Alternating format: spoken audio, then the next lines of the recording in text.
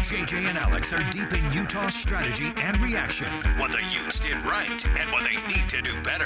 JJ and Alex, Monday from 3 to 6 on the KSL Sports Zone.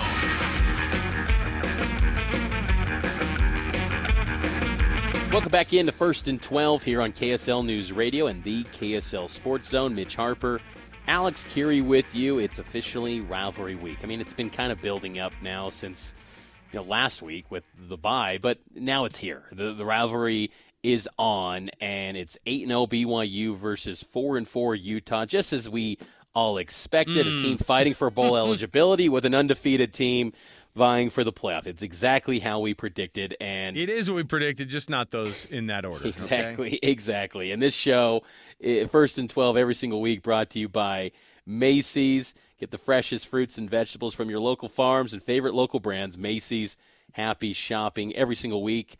You can listen to every single weekday. You can listen to Alex on JJ and Alex on the KSL Sports Zone, 3 to 7 on the Zone. And every week, Alex, you catch up with Micah Bernard, and he was pretty candid this week about the challenges in front of this Utah team and how they can get this fixed as they get ready for BYU. What are you guys doing this week to kind of, I guess, digest what happened in Houston? We flushing it. We got to flush it. You can't let these bad games and bad vibes stick around. We know what we want to do this weekend, or next weekend, I should say. So we just got to keep going. We're fired up about this, and now it's just we want to be able to spoil other people's season. We haven't had a good one, but that's okay because we still got stuff to play for.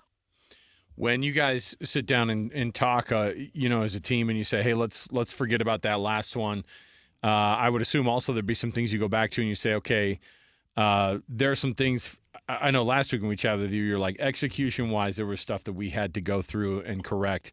Was there some of that this week from the execution standpoint, or was it just like, look, we're starting it over. It's officially game prep for BYU and getting all that, everything else behind us and just going straight forward and getting ready to play BYU?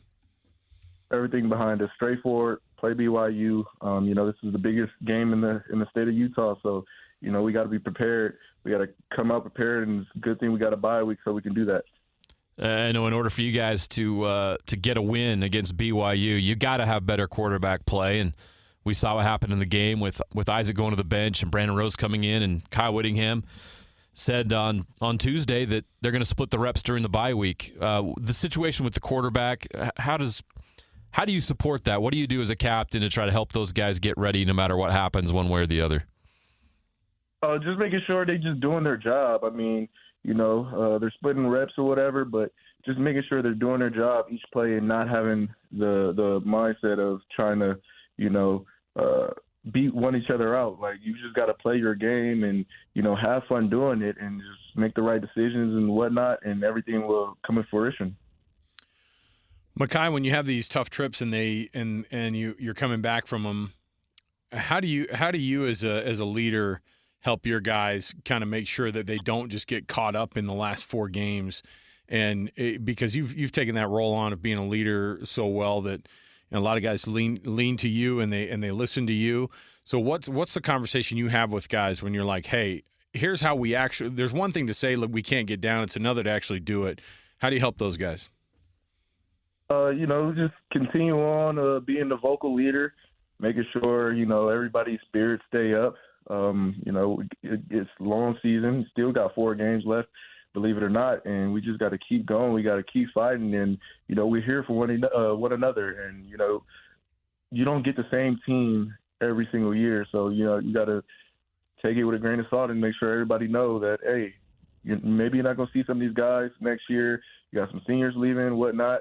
This is the last few games we could play together, so let's just have fun doing it. Micah's as outspoken as it gets as like a college football player, but he's pretty hesitant to really kind of – I mean, those guys feel like they know some of the things that need to get fixed, but they also have a young quarterback who the last thing you want to do is go after that kid who's been put in a bad circumstance, right? I mean, the reality is that it's a bad spot for them to be in. And it's a weird spot for them to be in. It's just, and this group of seniors, I mean, they had last year where they go 8-4, right? And they go to a bowl game playing Northwestern. They lose to Northwestern in the bowl game, and people went, well, yeah, it's because they didn't have You win 8 games and go to a bowl game even without Cam Rising the entire season and the pig farmer at the helm.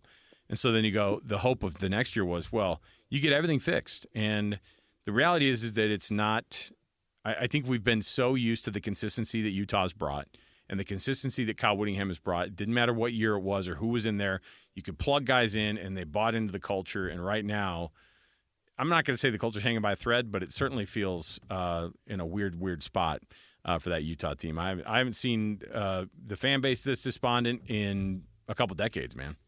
Yep. My wife, after that Houston game for Utah, she's just like, I've never seen Utah play like this. And it's just, and I'm not just saying that because like she's known Utah football. There's kind of like a generation now for 20 years where they don't play like this. So this is foreign territory for Utah. Yes, in the 70s and 80s, this was kind of what Utah was, up and down, and even a little bit with Ron McBride. But this is under Whittingham. This is not what they do. They always have that next man up, the identity, and the physicality is showing up in stretches, but still not like finishing the job, finishing the tackles. It's the little things where Utah was always just sound on that front.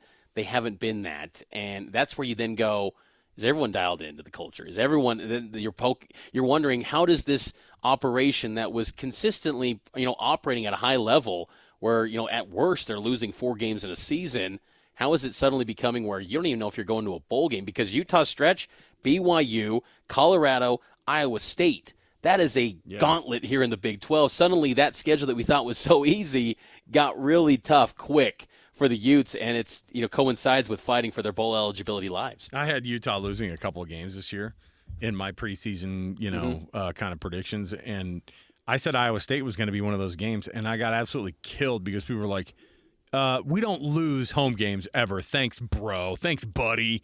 And, now you look at that and you go, oh, boy, that Iowa State game. By the way, Iowa State is going to be they have to be locked in all the way through if they're going to have any chance to be able to get to that Big 12 championship game and then put themselves into that college football playoff discussion. So they're going to come into Salt Lake with freaking bells on, man, because they have to get that win.